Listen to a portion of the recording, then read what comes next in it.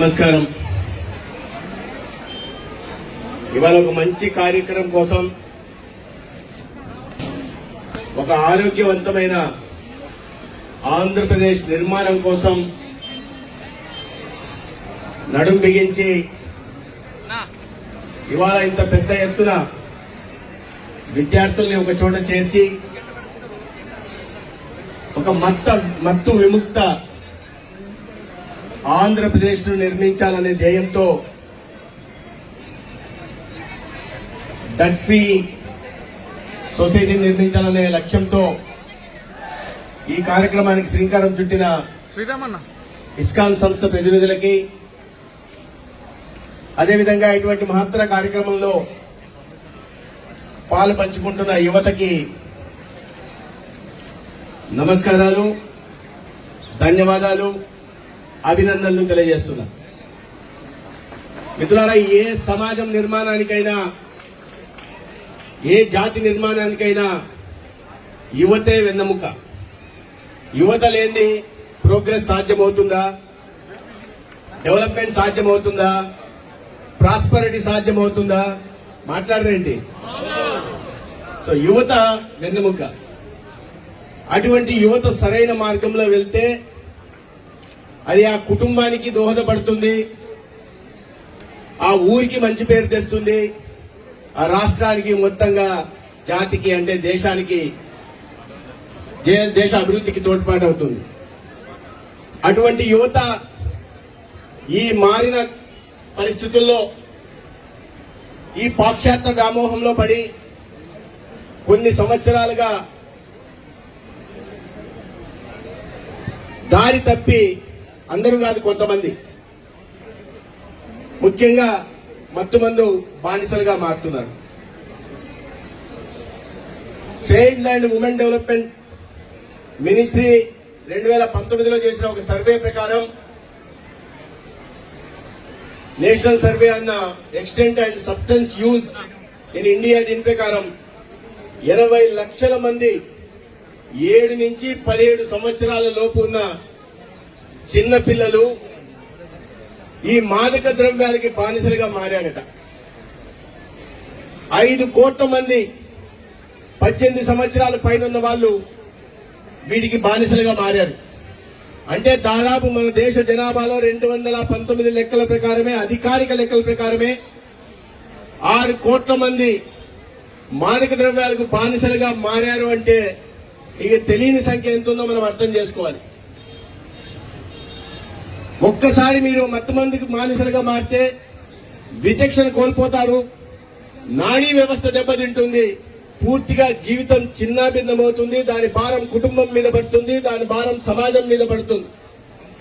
ఇటువంటి తీవ్ర దుష్పరిణామాలకి దూరంగా ఉండాల్సిన బాధ్యత సమాజంలో అందరికీ ఉంది. ఆ వయసులో చిన్నపిల్లలకి వీటి మీద అవగాహన కల్పించాల్సిన బాధ్యత కూడా సమాజంలో అందరికీ ఉంది. ప్రభుత్వం చేస్తుంది, ప్రభుత్వం చేయాల్సిన పనులు చేస్తుంటుంది. ప్రభుత్వం ఇప్పుడు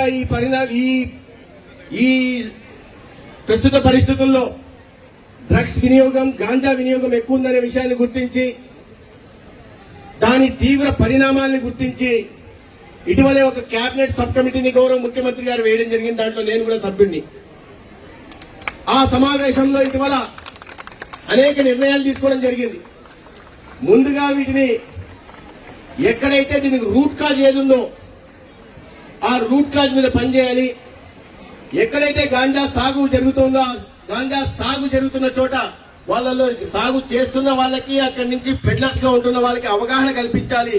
వారు చిన్న ఎకనామిక్ యాక్టివిటీగా భావించి చేస్తున్న దీనివల్ల ఈ రాష్ట్రం మీద ఎటువంటి తీవ్ర ప్రభావం పడుతుంది, దుష్పరిణామాలు ఎదుర్కోవాల్సి వస్తుందనే విషయాన్ని తెలియజెప్పే ప్రయత్నం చేస్తాం. తర్వాత ఇక్కడ చూస్తున్నాను నేను, drug free Andhra Pradesh break the chains of addiction అన్నారు. చైన్స్ ఆఫ్ అడిక్షన్ అంటే సాగు దగ్గర నుంచి, పంపిణీ వ్యవస్థ దగ్గర నుంచి, దీనికి ఎవరైతే ఆర్థికంగా తోడ్పాటును అందిస్తున్నారో వాళ్ళ దాకా బ్రేక్ చేయాల్సిన అవసరం ఉంది. ఇవన్నీ చేయాలంటే కేవలం ప్రభుత్వం వల్ల, పోలీస్ వ్యవస్థ వల్ల కాదు, సమాజంలో మన అందరి బాధ్యతగా మనం భావించాల్సిన సామాజిక బాధ్యత. ఎందుకంటే మన స్నేహితుడు ఎవరో తీసుకుంటుంటారు, అది బయటికి తెలియదు. మన కుటుంబ సభ్యుడు ఎవరో తీసుకుంటుంటారు, అది బయటికి తెలియదు. ఇది సోషల్ ఈవిల్ కాబట్టి బయటికి తీసుకెళ్తే చట్టాలు చాలా కఠినంగా ఉన్నాయి కాబట్టి ఏమన్నా అవుతుందేమో, కేసులు పెట్టేస్తారేమో అని భావించాల్సిన అవసరం లేదు. అందుకోసమే ఒక టోల్ ఫ్రీ నెంబర్ పెట్టడం జరిగింది. ఎవరైనా సరే, ఎక్కడైనా సరే, మనకు తెలిసిన వాళ్ళు గాని, మన ప్రాంతంలో గాని, మన కుటుంబ సభ్యులైనా సరే, సొంత సోదరుడైనా సరే ఏదైనా చేస్తుంటే టోల్ ఫ్రీ చేసి అయ్యా పలానా చోట జరుగుతుందంటే అని తెలియజెప్పాల్సిన బాధ్యత మనకి. ఎందుకంటే వాళ్ళని రక్షించుకోవడం అవుతుంది కానీ వాళ్ళని ప్రమాదంలోకి నెట్టడం కాదు అనే విషయాన్ని మనం అర్థం చేసుకోవాలి. మన స్నేహితుడు ఎవరైనా, మన మధ్య ఉన్న స్నేహితుడు ఈ గాంజాకో లేదా ఇతర సింథటిక్ డ్రగ్స్ కు అలవాటు పడి చదువుకోకుండా తీవ్ర డిప్రెషన్ లోకి వెళ్లి తర్వాత ఆత్మహత్యలో బలవన్ మరణానికి పాల్పడుతుంటే మనం అందరం దాన్ని చూస్తూ ఊరుకుంటామా? మన స్నేహితుని కాపాడాల్సిన బాధ్యత మన మీద ఉందా లేదా? మన కుటుంబ సభ్యుడైనా అనే పని. అందుకే చెప్తున్నా, ఇటువంటి బృహత్కర కార్యక్రమంలో ఇంతమంది యువత ముందుకు రావడం. ఎందుకంటే దీని బారిన పడుతున్నది అంతా ఈ అడోలసెంట్ ఏజ్ లో ఉన్న వాళ్ళే. నేను చెప్పినట్టుగా 7 సంవత్సరాల నుంచి 17 సంవత్సరాల లోపు ఉన్న వాళ్ళే 70-80 లక్షల మంది ఉన్నారంటే మీరు అర్థం చేసుకోండి ఎంత తీవ్రత ఉందో. ఇది కేవలం ప్రభుత్వం వల్ల కాదు, మన అందరి సామాజిక బాధ్యత. ప్రభుత్వం చేయాల్సిన బాధ్యత తీసుకుంటుంది. ఇటువంటి దీని మీద ఉక్కు పాదం మోపకుండా ఈ ప్రభుత్వం ఉండదు. ఎవరైనా సరే దీని వెనక ఎంత పెద్దవాళ్ళు ఉన్నా కూడా ఉక్కు పాదం నేర్పుతుంది. ఎందుకంటే ఈ రాష్ట్రంలో ఉన్న యువతని, విద్యార్థుల్ని, వాళ్ళ భవిష్యత్తును కాపాడాల్సిన బాధ్యత ఈ రాష్ట్ర ప్రభుత్వాన్ని. ఈ రాష్ట్ర ప్రభుత్వం ముఖ్యమంత్రి చంద్రబాబు నాయుడు గారి నాయకత్వంలో ఖచ్చితంగా చేసి తీరుతుందనే విషయాన్ని చెప్తున్నారు. కేంద్ర ప్రభుత్వం కూడా నషాముక్త భారత్ కోసం అనేక వేల కోట్ల నిధులు ఇస్తూ దాని కట్టడి కోసం చర్యలు తీసుకుంటా ఉంది. కేంద్రం, రాష్ట్రం సంయుక్తంగా పనిచేసి ఈ నషా విముక్త భారత్ ని, నషా విముక్త ఆంధ్రప్రదేశ్ ని, మత్తు విముక్త భారత్ ని